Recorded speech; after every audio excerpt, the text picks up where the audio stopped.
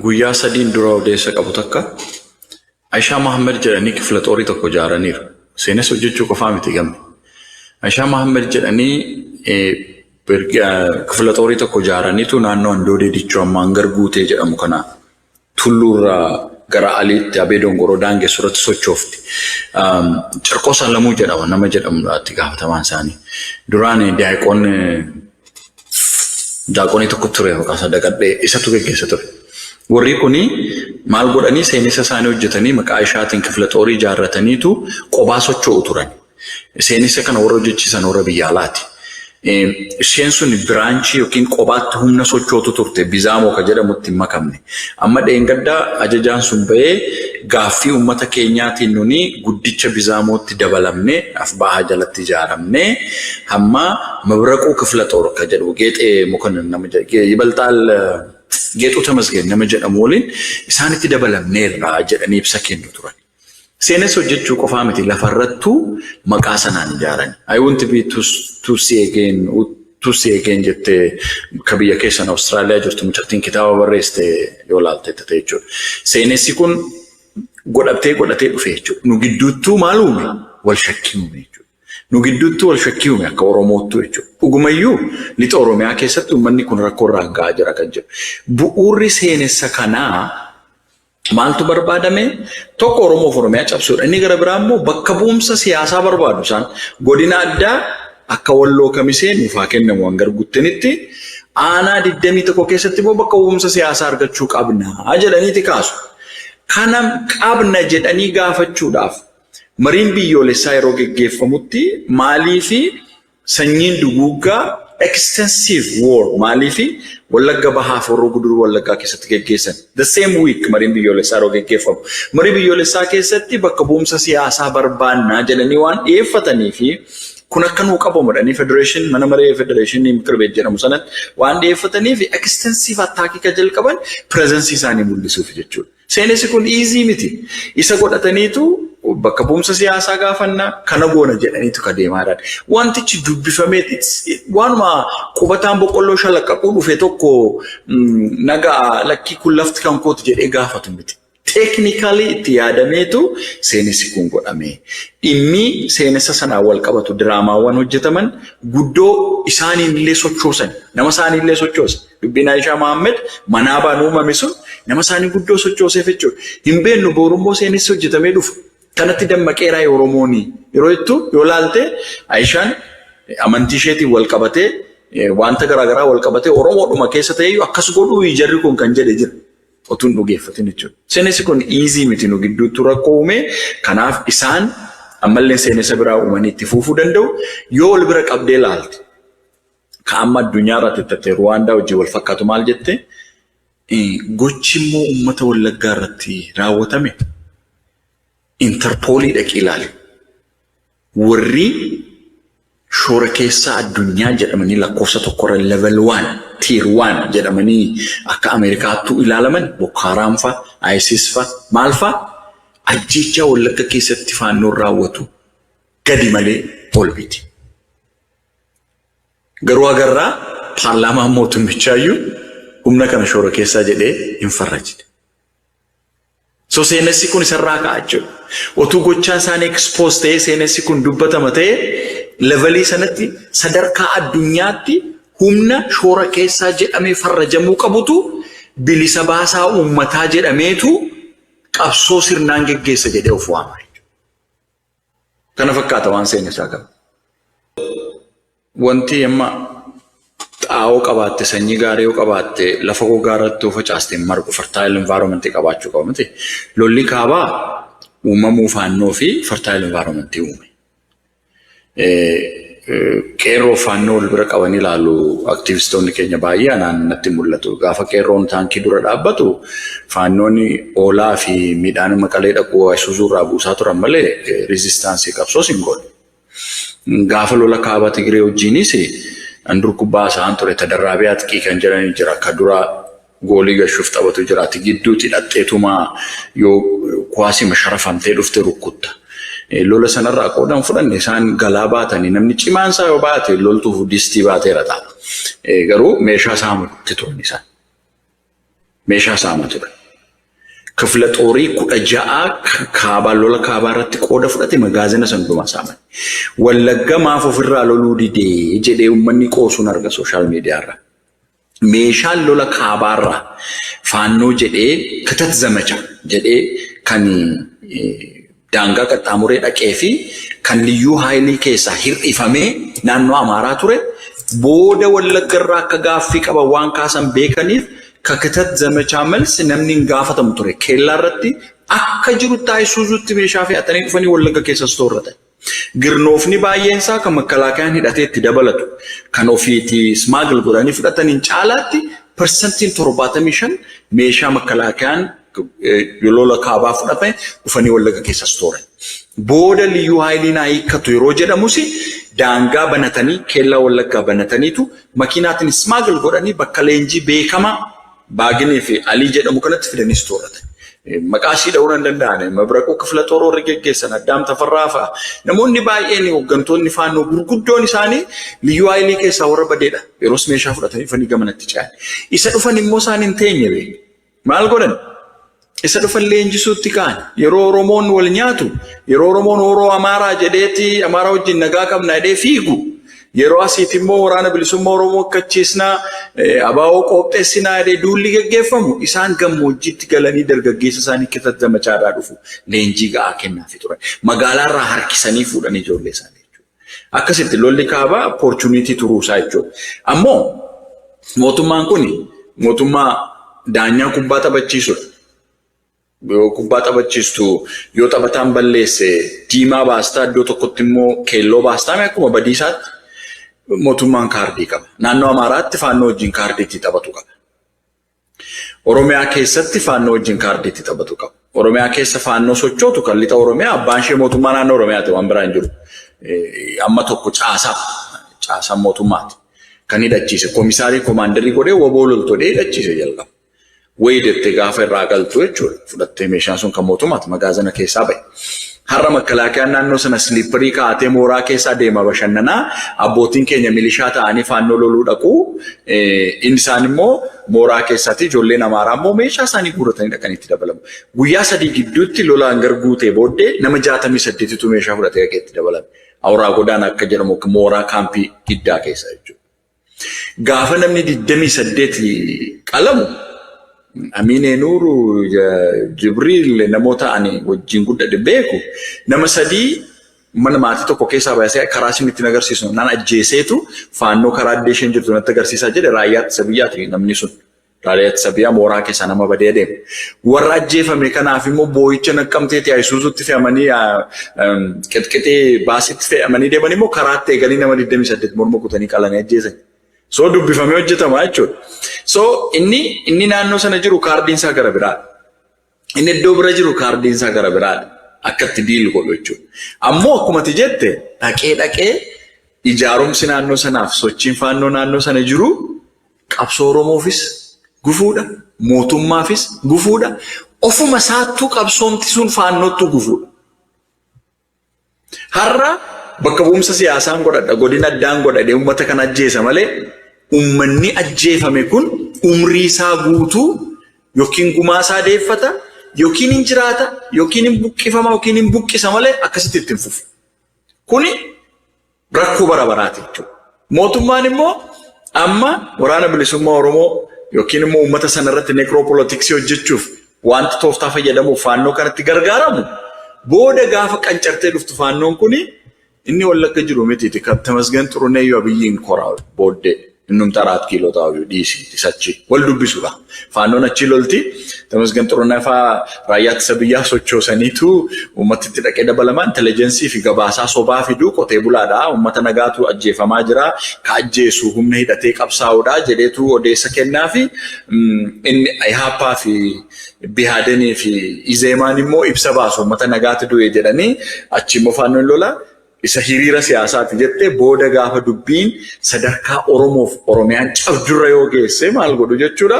Isaanuu tapha isaanii taphatu jechuudha. Kun yaaddoodha. Kana beekuu qaba mootummaanis. Faannoon naannoo sana jiru dhaqee isaafuu imaammata godhatee itti gargaaramu malee amma dhaqee akka ta'etu riqicha tarkaanfachuu humnoota kaabaa jedhanii miti quite obvious if dubbatu beeke bar wallagga Kiristaayinii rasaasa dhukaasu sinni daangilaa fi daddabiit gammoojjii keessa jirsu waa yaraaf kiiloo asaabe. Achi taa'ee achi dhukaasaa godhaa gaafa barbaade mana puulii keessa seenee puulii isaa waan dhugu lama fudhataa rasaasa dhukaasu inni kan inni naasu waa'ee daangilaa waa'ee mootaa miti yoo humni kaabaa cimdoonis yoo bilisoomsuu barbaade jalqaba Goojjamiif Gondariin bilisoomsee dhufuu qaba akkuma wayyaanee san. Inni dhufee wallaggaraa jalqabee Oromoof Oromiyaa cabsuu barbaada. Handhuurri Oromoof Oromiyaa immoo iddoon seentariin jira jedhanii yaadanii handhuuradha. Waa'ee Finfinnee haasa'u waa'ee yaadata kiiloo haasa'u jechuudha. Isaaniif waan akka Oromoon aangooratti jirutti hubatu waan ta'eef kuni kan hubachuu danda'u. Sochiin naannoo sana jiru jarri kun qabsoo godhan qabsoo Oromoofis gufuudha. Qabsoo Oromoofis michuus tarsiimoos tooftaas ta'uu hin danda'an. Meekamiin tooftaa sii ta'a. Namoonni baay'ee PP kan caalu seexanni hin jiruudha inatti dulu nan beekan yeroo kaasu jechuudha. Meemee buna kee cirata kaash crop waggaa 5tti qootata oomishee. Abbootii fi haati kee mana hospitaalaa dhaqanii karaan cufamee ta'a. Dhaloonni baratu mana barumsaa keessa isaantu jira. Qoqqoffee hangar guutee dura turu kutiin dura qoqqoffeedha kan rukutan. Tajaajila hawaasaa kan kennu buufata fayyaadha caccabsanii qoricha akka fudhatan. Sirna loluudhaa kun akka uummati tajaajilamudha. Uummatatu ajjeefama makiinaa wajjin gubata namni. Abee Dongorootti qubattoonni Oromiyaa baharraa Baalee qubatanii Baaleerraa busaan gamsiisnaan Bunoo Beddellee investimentii sukkaaraa jedhamanii achi ka'anii Asoosaa fi lixa Wallaggaa gidduu qubatanii achi Gumuz 2018 itti duultee achi ba'anii uummata yeroo 5ffaa qubatee rakkatu Abee Dongoroo keessatti qalame. Sirna lolani qotee bulaadha warri kun jechuudha. Sirna miti kan lolamaa jiru. Oromoof kun michuudha. Aanaa 21 bakka hubomsa sirratti gaafataa jira. Godina addaan darbuutee sitti gaafataa jira. So lafa kee gaafataa riskii godha jedhaa michuu qabsoo sii ta'uu hin danda'u. Oromoofis jechuudha. Sabootuma garbiraaf ofii isaaniifu amma seenessa dogoggoraa tokkoon dhaga'an miidiyaatti maqaa namaa dhabuun barbaadu ogeessi guddaan gad ba'ee maltii itinikiidha faannoon jedha. Ani hin argine maltii itinikii garbiraa faannoon gosa tokkoo yaada tokko amantii tokko qabnaa jedhanii warra amananidha. Arkitektoota masqalee anuu danda'een baandiraa raafatanii adeemu. Amantiin tokko wantoon tokko jedhanii deemanii maltii itiniksiin qaban. Warri kun ofii isaaniif rakko. Uummata isaanii irratti iyyuu seenessa hamaa uumaa jiru. Uummata nagaa qubatee jiru yoo haasofsiiste maal goona reenuuni warra kana dhaasiin jedha. Finxaaleessa kanatu bitamee akkas godhaasiin jedha. Ofii isaaniif iyyuu qabsichi rakko. Faannooni Gojjam keessatti jaarsa guddaa daqiiqaa 3tti rasaasaan dha'u miidiyaa irratti hin argine walii isaaniif hojjetu. Doktoroota meeqa waggaree ajjeesu argiteetta faannoodhaan natti jettu. Qeessota meeqa namoota gurguddaa jilbeeffachiisee adeemsisu argiteetta. Soo qabsoon isaaniif iyyuu siin jedhee dhiisii kan Oromoof kan mootummaatti quite obvious. Kanaaf rakkoodha. Qabsoon sun ka'umsaaf ga'umsa hin qabu, sirna hin qabu. Mannashaachin madrashaachin jedhamee kaasa malee walii isaas immoo argiteetta waluma irratti eebisa baasaa oolu. Amma Oromoof Oromiyaa balleessuu irratti tokkummaa qabu malee waliima isaanii achuma keessatti akka socho'aniitu garaagarummaa qabu akkuma sila siigaa jechuudha. Sadarkaan Oromoo caalaan dura hubadhe jechuuf otoo hin taane sadarkaan hubannaa namaa ol caala waan ta'eef xarapheedheetuma hypothesis yookiin ta'umala maalii kaasanii gammee firaajiin gaafa mareetan jechuurra jaarmaa akkasii tuquu barbaaddanii humna akkasii tuquu barbaaddan jedhamee ololli noofama nan hubadhaa. Garuu immoo haqxi jiru dubbatamuu qaba. Kanaan dimshaashattiin sii deebisa baay'ee salphaadha. Ani qabsoon Oromoo hirbuu dideessa. Qabsoon Oromoo otuu kanan sii godhaa kana naa godhii qabaata ta'e abbootiin keenya jaarraa abbaa gadaafa Waaqoo guutuufa hoogganni adda bilisummaa Oromoo Liibiyaa jaalxahaan jiru lubbuun Sooriyaa keessatti waajjira banatanii yeroo jalqabaa qabsoo gaggeessan biyyoonni garaagaraa barattoonni Awurooppaa biyyoota Jarman biyyoota garaagaraa keessatti michuu qabsoo kanaaf uumaa turan hirbuu dideessa waan ta'eef qabsoo kana Oromoon ofitti hirkatee qabsoo isaa gaggeeffata malee qaamota garbiraa wajjin waadaa galee kana yoo godhe kanan sii godhaan godhu jedheetu waggaa 60 guutuu aarsaa kaffalee Oromoo. Kanaaf qabsoon Oromoo firan qabu. Qabsoon Oromoo of malee qabu. Qabsoon Oromoo hirbuu dideessa. Kanaaf maaltu kan ta'u qabu? Laal konspiraasii barbaadde fidi. Teerii barbaadde fidi. PP'n sirni PP'n ijaartu Oromoof hin taatu. Sirni PP Oromoof hin ta'u irratti qabsaa'amuu qaba ejjennoo kiyyadha. Faannoon Oromoof hin taatu. Maaliif ka'umsiif galmi qabsoo faannoon amma geggeessu Oromoof Oromiyaa cabsuudha. Qaama Oromoof Oromiyaa cabsuu wajjin michummaan qabdu. Tooftaas jarrachuu hin dandeessu. TPLF kaleessa Haayilaandii sitti rarraaste, har'a xaaramusii sitti rarraaste, ulfina isaa dabala malee wanti dhufu hin jiru. Legasii keessus hin qabdu. Inumaayyuu paartiin akkasii yoo aangootti dhufe rakkoo kana of sirreessaa ta'u waggaa 27 ekspiriyaansii qabnaa maal nanti irraa baratu TPLF irraa maal as Dabra Biraan geessee dhuftee waan goote ergitee ta'u beeku uummata Walloo. Waan irraa hin qabu. So kun sadanuu sirna Oromoof ta'an miti. Oromoon maal godhuu qaba? Sirna ofii barbaade ijaarrachuu fi ofuma isaa of ta'ee qabsaa'uu qaban barbaachisu bakka. Waraanni bilisummaa Oromoo deeggarsa humna ga'umsa hubannoo qaba ofiisaa of danda'ee sirna Oromoof ta'uuf qabsaa'u. Oromoon akka uummataatti qabsaa'ee karaa nagaa civil disobedience hayyuu ga'aa jaarmaa guddaa amata 50 qabsoo geggeessa bilisummaa Oromoo qabda. Kaafaa hojjira. Wanti nuni barbaannu Oromoon ofii godhachuu dandeenya.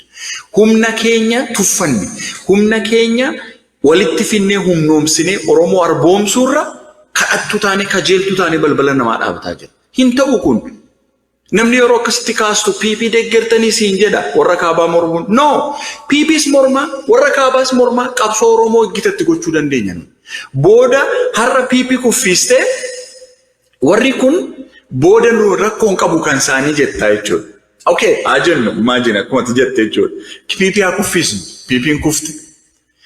Faannoonoo Wallagga keessa aanaa 21 bakka bu'umsa siyaasaa naa kenni siin jedha. Godina addaa naa kenni siin jedha. Finfinnee irratti abbaan qabdu jedha. Ammas lolan dhaabadha dhaqee jechuudha. Maafin ofii kaa'a. Booda wal loluun kun hafu. TPLF yoo dhuftes akkuma kaleessa OPDO uumtee olaantummaa godhattee jiraachuu barbaaddi malee akka ishee qumxaa ishee madaaltutti jiraachuu hin barbaaddu. Shaabiyaan kaleessa abaa'oo gaafa ji'oopolitikaan isa dhorkee biyya sana keessa ture korokkoddee akka hin tarkaanfannetti qabdeetu deemaa turte. Wallolsiisaa maal godhaa akka abaa'oon hin tarkaanfannetti akka qabsoon Oromoo hin tarkaanfannetti. Bara biyya bilisoomanii ta'anii jechuudha. Kaleessas gaafa abaa'oo wajjin lolaa turanii gaafa asoosaatti dhufanii gaafa michuu walii ta'anii dargii kuffisuuf lolanii baay'ee geemii hedduudha kan isaan qabsoo Oromoo irratti raawwatan. Kana abaa'oonis hin beeku uummanni Oromoos hin beeku. Har'as sanumatti raawwataa jira jechuudha. Ji'oopolitikaa anneen nuni pirooksii waarii namaa taanus hin jiru jechuudha. Sudaaniin sodaanne, waa'ee Keeniyaa kaasne, waa'ee Somaaliyaa kaasne. Oromoon nuni Sudaan Keeniyaa maal kana dhiisii Masriiyyuun sodaannu nutu tokko taane. Oromoon waraana bilisummaa Oromoo milishaa gaachana sirnaa maaloo jedhameeru.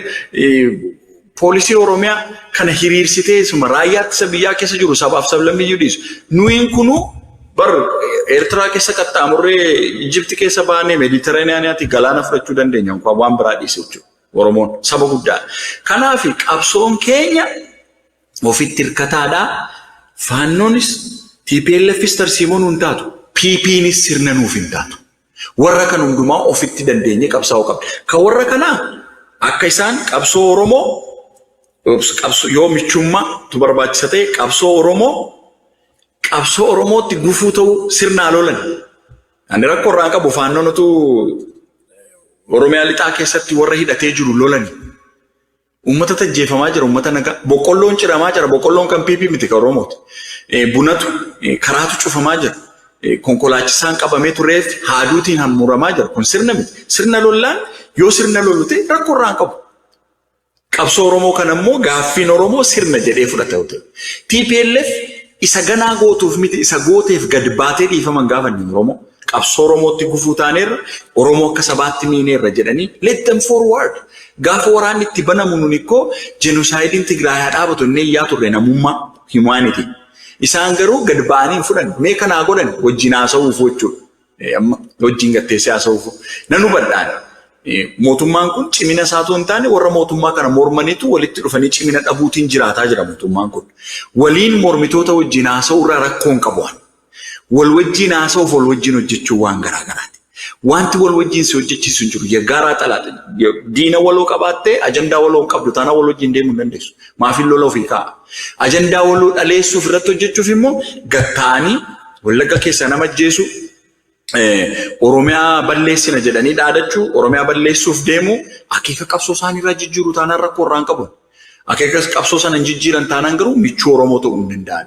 Kanaaf hayyuun Oromoos, jaarmiyaan Oromoos kamiyyuu warra kanatti hidhachuun qabu. PP immoo lollee sirna kana kuffiisuu. Yoommoo kuffiisuu hin dandeenyu ta'e sirni kun haqaaqamee akka Oromoof ta'utti hojjetamuu qaba. Kana gochuun immoo hin danda'a Oromoon ofiisaaf danda'e. Maaliif waa'ee simdoo, waa'ee maali maaf haasofna? Maaf of xiqqeessina nu saba guddaadha. Wareegamatti kaffalle amata 60 gudduu kumaaf kitti lamatu itti wareegame hayyuu qabna qabsaa'ota gootota qabna hagarraa taa'ee kan lubbuu kennuu qabna bar gaafa isaanii morma Wallagga keessa ijoollee Wallaggaa morma kutanii dhaadatanii Oromiyaa lixaati ani garan tokko nanni proudly natti dhaga'ama ture maayinaan haati Oromoo Oromiyaaf kan morma isaa kennu deesseetti jechuudha har'as dhaloonni sun jira. Maalin wanti nu qaanfachiisu isa kana dhiibuutu ta'a namni akka biraatti fudhatee ololuu danda'an kun garuu ejjennoo kiyya ka irra jirru hamaadha amma lolatu deemaa jira daandiin cufamaa jira konkolaataan hin deemu hawaasummaa tajaajila hawaasummaa hin jiru ammoo kan pilaan itti ta'ee daangaa qaxxaamuree humni kaabaa kun karaa Goojjamirraan cabsee seenaa jiru hedduu jechuudha. Konsiin jedhe raayyaatti sabiyyaa keessa humni itti dabalamaa jira.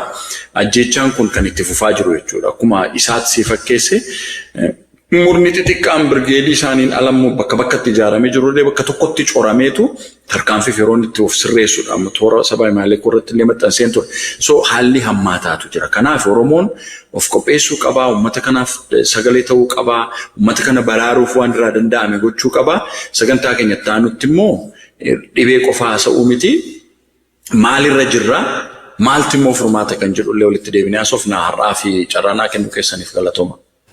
Ayyaga baraach gudataadha ulfaadho galatoomii sijaa ansodaan kiyya beektee odoo sagantaatti aanuusti geenye dubbina irra Wallagga keessa laallu beektee walakkaa isan seenteetu beekadhu ajandaan keenyaa uummanni Amboodhaa rakkataa jira faannoon Amboo keessa nama qalaa jirti otoo sanirraa haasa'uuf wada Finfinnee seenanii nutti hin dhufinidha. The things are wanni tu shaffisan deemaa jirti. Duuba beektee warri doolaara qabus warri taankii qabus neetwoorkii ajaa'ibaa ijaarame jechuudha waan tuffatuu dandeenyu miti. Mootummaan kunillee they need to understand nuti Oromoo waggaa yennu beekadhu keessatti isaniifis booyaa ta'u jirra. Warra aangoo gubbaa jirtaniif yoo isanii galuu baattus beektee hoolaan gaafa qalan samii argaadha. Isanillee gaafa isan qalanii faan of gubbatti argu teessanidha. Diinni kun diina waloodhaati. Garaagarummaa siyaasaa fi naa qaban. Diina waloo keenya kana ammoo walirraa fudhachuun nu barbaachisaadha. Ololaan jiru, qaama kamuu hamataan jiru, qaama kamillee faarfachaan jiru. Wanni jechaa nu jirru ammoo diina waloo kanarratti ejjennoo waloodhaa haa qabaannu, hubannoo waloodhaa haa qabaannudha. Obboraaj ulfaadhu galatoomi paartuu gaashabboo jiqindeeffatanii haga walitti dachaanu angara kiyyaan xumuradhe yoo ummatatti nagaa dhaammachuu barbaade carraa maayyisii kanna. Yaa ummati keenya waan inni amma sagantaa taanutti furmaata dubbannutti agarsiiftu Oromoo walii birmadhaa wal malee hin qabdanii akkuma sila jedhee boo'ichi naannoo sana sabboonummaa addaa qabaatan miti support of intri Oromoof Oromiyaa cabsuuf taargeetii godhamee deemamudha. Kana keessatti miidiyaan Oromoo, illiitiin Oromoo, jaarmiyaan Oromoo Oromoon akka Oromootti gochaa Oromoo duguuguu sanyii duguuguu godhamaa jiru kana bear in mind godheetu waan irraa eegamu godhuu qaba kan jedhu gabaabseedhaan madda sirra deebi'ee galatooma.